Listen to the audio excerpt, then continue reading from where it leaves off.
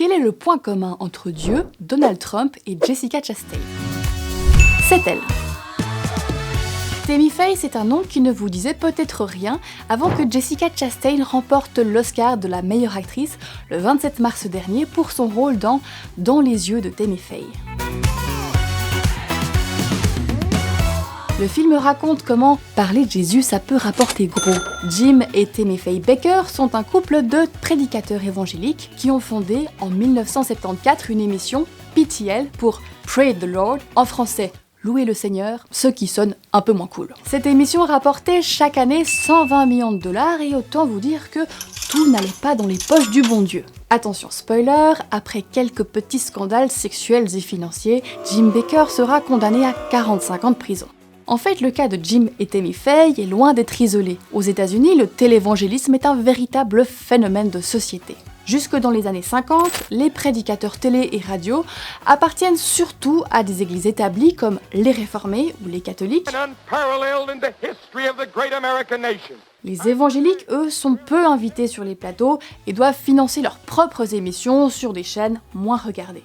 Tout va changer avec la dérégularisation du marché de l'audiovisuel dans les années 60. Les chaînes n'ont plus l'obligation d'inviter gratuitement des prédicateurs religieux. Le temps d'antenne est désormais payant pour tous, une aubaine pour les évangéliques déjà préparés à ce modèle économique. C'est le début de l'âge d'or des télévangélistes. Entre 1970 et 1980, l'audience de leurs émissions religieuses passe de 5 à 25 millions de téléspectateurs. C'est aussi le moment où ces églises électroniques, comme on les appelle, deviennent des empires financiers. Ces rockstars du religieux entrent directement dans le salon de leurs ouailles et leur demandent des millions et des millions de dollars pour soutenir la présence chrétienne à l'écran. Le couple Bakker va aussi construire un parc d'attractions chrétiens, Heritage USA, qui attire chaque année 6 millions de visiteurs, ce qui le place juste derrière Disney World et Disneyland.